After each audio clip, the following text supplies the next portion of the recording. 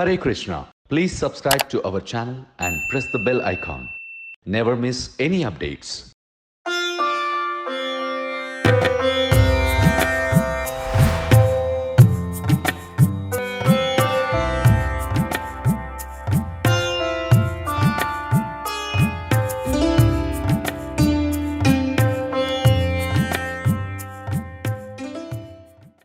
हरे कृष्ण नमो ओम विष्णुपादाय कृष्णपृष्ठाय भूतले श्रीमते भक्तिवेदांत स्वामिने नामिने नमस्ते सारस्वते देवे गौरवाणी प्रचारिणे निर्विशेषा शून्यवादी पाश्चात्य देशतारिणे जय श्री कृष्ण चैतन्य प्रभु नित्यानंद श्री अद्वैत गदाधर श्रीवासादि गौरभक्तवृंद हरे Krishna Krishna Krishna Hare Hare Hare Ram Ram Ram Hare Hare.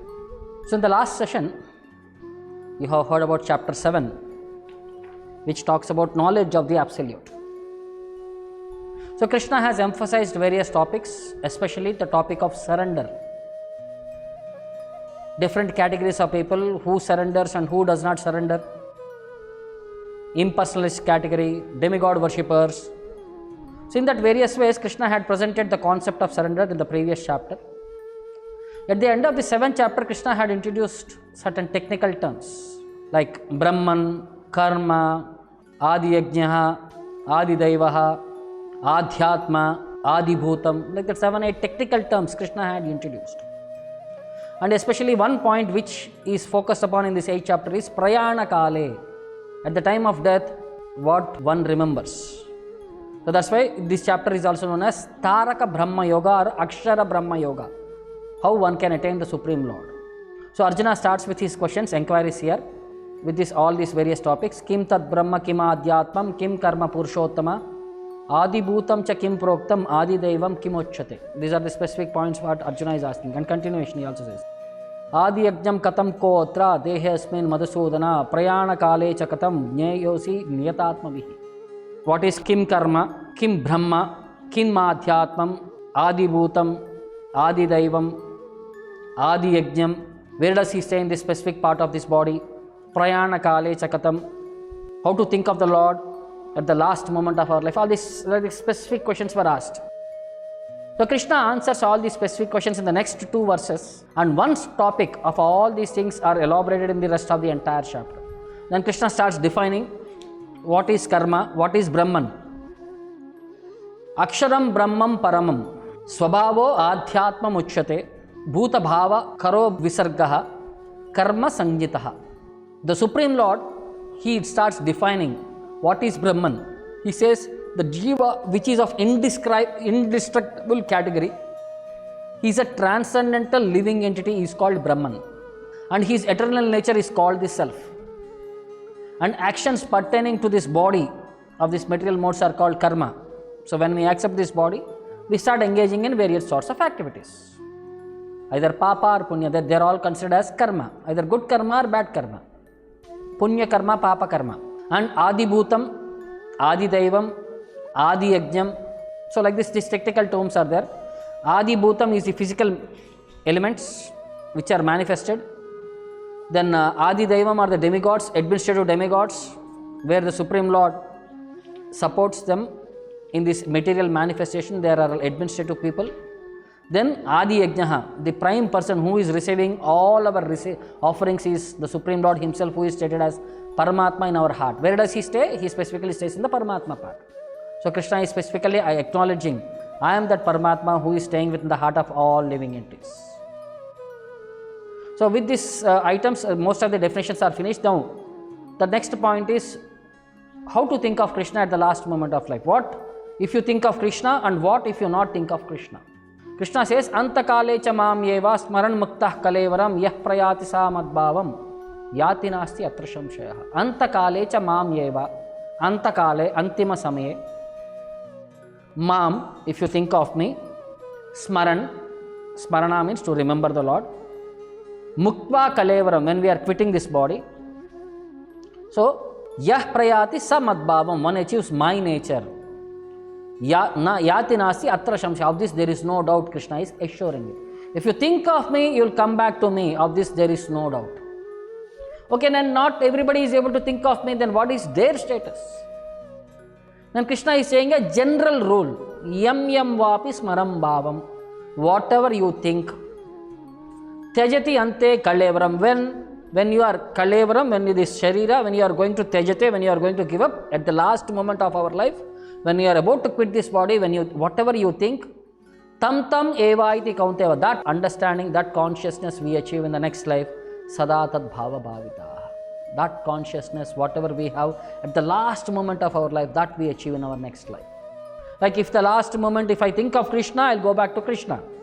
If I think of some material elements like cat, dog, I may become a cat or dog. According to my karma, it will be born as a cat in a rich man's house or in a roadside house. So whatever we think in the last moment, that makes our next decision. So how do I know what I will be able to think in the last moment? Krishna is saying that's why endeavor, practice. You have to do whole life practice. If you have to think of me in the last moment, from day one you have to start practice. This is something like an exam. From the starting of the year we have to study. Not just one day before the exam we sit there and we somehow or other pass. No, that is not always recommended. Krishna is saying, Tasmat sarveshu kaleshu mam anusmara. In all times and in all circumstances you should think of me. Even during yuddhecha, even during fighting also, you should think of me. Mai arpita mano buddhihi, your mind and intelligence should be dedicated to me, you should offer them to me. Mam ye vashyase sasamshayaha, you can attain me without doubt. If you do in this process, mind and intelligence fully absorbed on Krishna, then there is every opportunity in all times and all circumstances. If you think of Krishna, even during war times perspectives also, you can achieve me, Krishna is assuring. So people may ask, is it practical in all times and all circumstances? Can I think of Krishna? So Krishna is assuring, yes, it is possible. Abhyasa yoga yuktena. By practice, one can achieve this perfection. Practice makes man perfect. By practice, anybody can achieve this perfection. Paramam Purusham Divyam Yati Partha Anuchintayan. If you can chintana, anuchintana, if you are always able to think of the Supreme Lord, one can achieve, one can go back home to the Supreme Lord's place, but simply by constant remembering of the Supreme Personality of Godhead, by practice. You are saying practice, Krishna is recommending practice. How to remember Krishna? What is the practical aspect Krishna is suggesting here? The next verse Krishna says, Kavim Puranam, how to remember him in this world. Kavim Puranam, Anushashitaram, Anoraniyamsham, Anusmaredyaha, Sarvasya Dataram, Achintya Rupam, Aditya Varnam, Tamasah Parastar. In 10 different ways, Krishna is recommending how we can remember him in this world. Kavim, he is the most learned person. Puranam, he is the oldest. Anushashitaram, as the supreme controller. Anor Aniyamsham, he is smaller than the smallest. Anusmaret, one should always think of him. Sarvasya Dataram, maintainer of everything. Achintya Rupam, inconceivable form. Aditya Varnam, illuminated like the sun. Aditya means the sun. Aditya Varnam, he is like that glowing effulgence like the sun. Aditya Varnam. Tamasah Parastat, he is beyond the darkness, he is transcendental personality. In that way, 10 qualities have been enumerated here, how one can think or meditate upon the Lord. So in this process, if you start meditating in this way, when we achieve perfection, then what happens? Prayana kale manasa chelena. Prayana kale, at the time of quitting this body, manasa chelena. This mind which is flickering, if it is able to fix this mind on the 10 categories of absorption, remembering, Bhaktya yukto yoga balena cheva. By the process of this yoga, bhaktya, in the engaging of devotion service, balena, by the support of this bhakti devotion service, then one is able to remember the Lord. Bruvor madhye pranam avesha samyak satam param purusham upayati divyam. So in that way, one can raise this life air. The Shat chakra, they say. Within this body there are 6 chakras. So we have to raise this life air from Nabi to heart, to Kanta, to between the eyebrows, from there between the eyebrows to Brahma Kapala. So if we can raise this life air and think of the Supreme Lord, then one can go back to the Supreme world, spiritual world. Krishna starts explaining about this process in detail, technically. What if you think of Krishna and what if you think of any other subject? Then Krishna is saying, people learned in the Vedas, they chant Omkara. And Omkara is considered actually, if you think Omkara is just a formless entity, then we will go back to the transcendental world where it is only a Brahman effulgence. We will enter into that Brahman effulgence. But if you get that Omkara to be the Supreme Personality of Godhead, it is his specific representation, then we will enter into Vaikuntha. So for this process, one has to practice celibacy. Brahmacharya is very important. So what is that practical process Krishna is saying? Sarva dvarani samyamya. In this body there are many senses. Every sense has to be regulated, it has to be guided, it has to be protected. Then manohrudi nirujyata. Mind has to be fixed. Heart, it has to be fixed upon the heart in that way. So by fixing the mind on the heart and the life air at the top of the head, one establishes himself in yoga. This Ashtanga yoga process, what we have heard in 6th chapter, where one raises the life air up to the point from on the top of the head, this is called Brahma Kapala. So when they fix this point there and they think of that personality, then after being situated in this yoga practice, and when one remembers Om while chanting this Om mantra, if one thinks of the Supreme Lord while quitting his body, he will reach the spiritual planets. So this Om has two aspects. It is a personal future also, it is an impersonal future also. If you think Om as an impersonal future, we will just end up in Brahman effulgence. But if you think Om as personal future, we end up in going to the spiritual world Vaikuntha. So for this commitment, this is yoga process, in this yoga process. Then Krishna gives a contrast by explaining about bhakti process. He says, Ananya chetata satatam yomam smarati nityasaha tasyaham sulabah partha nitya yuktasya yoginaha. For those who are engaged in this bhakti process, Ananya means undeviated, without deviation. Satatam means always, one who is able to always think of Krishna. Yo smarati, yomam smarati nityasaha, not just conditionally. Once in a while I think of Krishna, or once in a while when I see them, I'll think of Krishna. No. If you are able to always think of Krishna, yomam smarati nityasaha, always in all times and all circumstances, if one is able to think of Krishna, yomam smarati nityasaha, tasya aham sulabhaha, for him I am very easily achieved. Sulabhaha partho Arjuna, I am very easily be achieved. For whom? Nitya yuktadasya yogina, for that yogi who is always engaged in my service, I am easily to be attained. Then Krishna gives a differentiation between what is material world and what is spiritual world. The contrast of material world is, he says, what is the Lakshana? Why Krishna is asking us to go back to him? Because he is saying this world is dukkhalayam ashashvatam, mamupetya punarjanma. So in this world it is always punarjanma, full of cycle of birth and death, always continuous, this chakra of cycle of birth and death goes on. Dukkha alayam, it is place of misery. And if people may say, Krishna is saying tolerate, earlier in Bhagavad Gita, Krishna said, Tam Stitik Shashva Bharata, tolerate, okay, I will tolerate. Krishna is saying, Ashashvatam, and it is temporary, it is not permanent here. So that is the nature. He is saying material world is temporary and full of misery. So don't get into this process of staying in this material world. But Napnavanti Mahatmanaha Samsiddhim Paramam Gataha. But those who are always thinking of me, they never come back to this world. Once they quit this body, they will go back to the spiritual world and they will never again come back to this world. Krishna is assuring it. Because anybody who takes birth in this world, Abrahma Bhuvana Lokal, it is from Brahma's planet to Patala planet. We are continuously roaming in this world. Brahma Bhuvana Lokal, Punaravartino Arjuna, one has to take birth again and again in this world, from Brahma's planet to Patala planet, from different planetary systems, different living entities. We have to keep roaming around in this 84 lakh species, Krishna is saying. But Mamupetito Kaunteya Punarjanmana Vidyate, one who achieves me will not take once again rebirth in this world. That assurance Krishna is providing us. So if you take even Brahma's life, he says Sahasra Yuga Paryantam, he is saying Sahasra Yuga. One Mahayuga is 43,20,000 years. Sahasra means into 1000 is 12 hours time of Brahma. So even they say again, a similar time is there for Ratrim. Ratrim Yuga Sahasrantam. So Brahma's one day is 24 hours is 2 into 1000 into 43,20,000 years. That is one day of Brahma in earthly calculation. Even that Brahma is just like a momentary life in front of Lord Krishna. So as Brahma's day manifests and Brahma's night comes, different living entities take birth and different living entities are finished at the time of his sleeping. Like that, different cycle goes on in this world. So we all, when Brahma is awakened, we all become activated. When Brahma goes to sleep, we all go to sleep. There will be entire inundation. So there will be no more activity. We all enter into the body of Vishnu. Again, when Brahma is woke up, everybody comes out and different, wherever we have stopped in the last life, we'll start continue from the point there. According to our desires, we achieve next bodies. So Krishna is saying the contrast between spiritual world. He is saying, Parastasmat bhavoyam vyakto avyakta sanatanaha. Yasya sarveshu bhucheshu nasyat shuna vinashyati. In this material world, there is a constant creation and destruction going on. But in the spiritual world, which is an eternal world, there is no destruction at all there.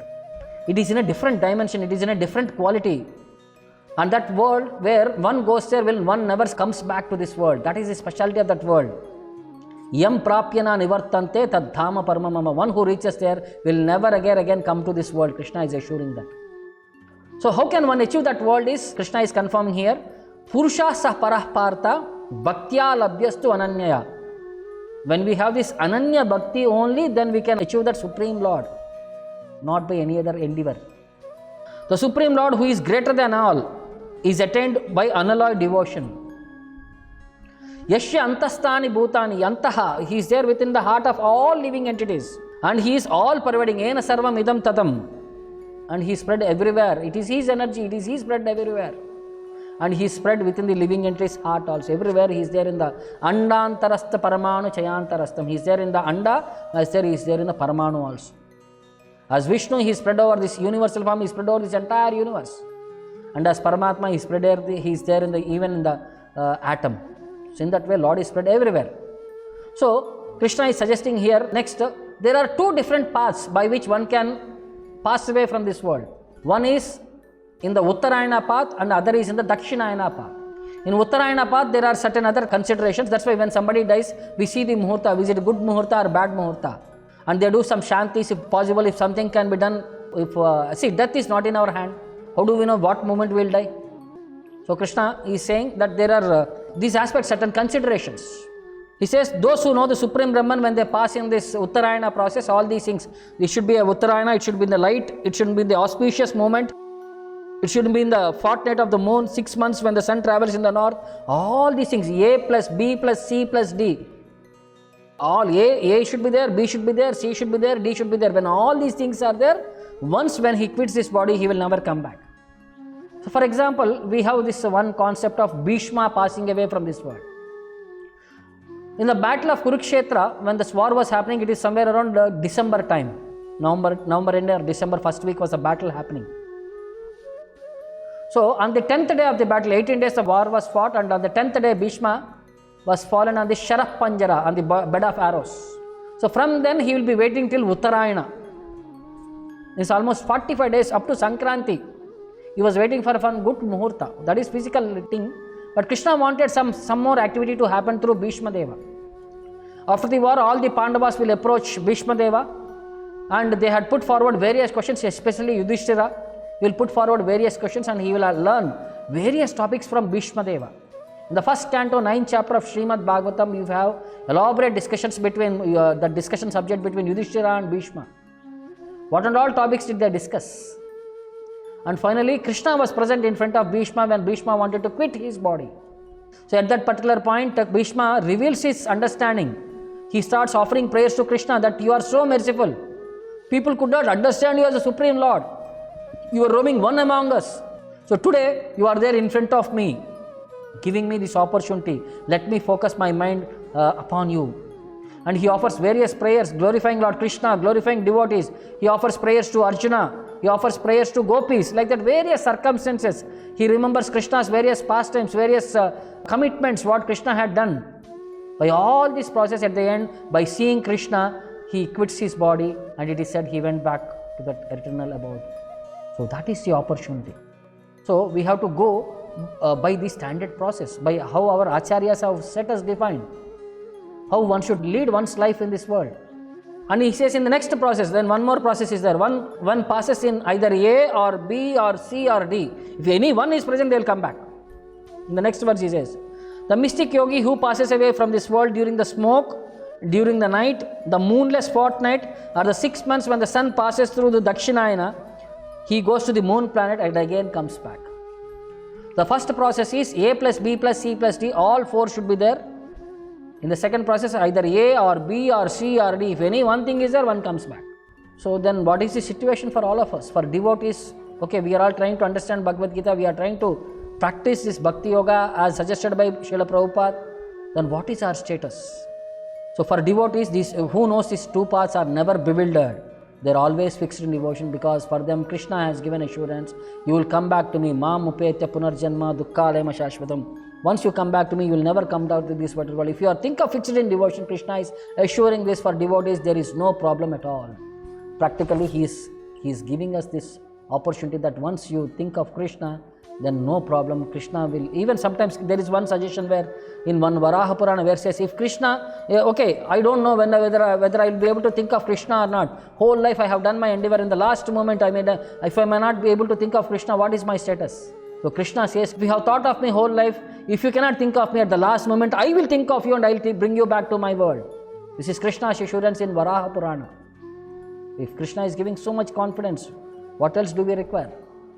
Krishna is saying, I will come on Garuda and pick you up from this world and take you. That quotation will be there. So many people may think that devotees are simply engaged in devotion, they cannot do anything. There are outside people, they are enjoying, they are engaging in tapasya, dana, charity and so many things they are doing. So they are enjoying so many facilities. What happens to the status of devotee? In the next verse, Krishna finally says, Vedeshu yajneshu tapassu chaiva daneshu yatpanya phalam pratishtam atyeti tatsarvam idam viditva yogi paramsthanam apyati chadyam. By studying all the Vedas, Vedeshu, Yajneshu, by engaging in all categories of sacrifices, Tapashu, by engaging in austerities and penances, Daneshu, by engaging in charitable acts, Yat Punya Phalam Pratishtam, whatever Punya one earns in this process, Atyeti Tatsarvam Idam Viditva, by engaging in devotional service, one can achieve the result of all the other process. He did not bother at all. Okay, I have not done all this, I have not done this, so maybe I may not be able to have this, I may not be able to have this. No problem. You just engage in bhakti, rest everything what is required for you is automatically bestowed upon us by Krishna, by this process of bhakti.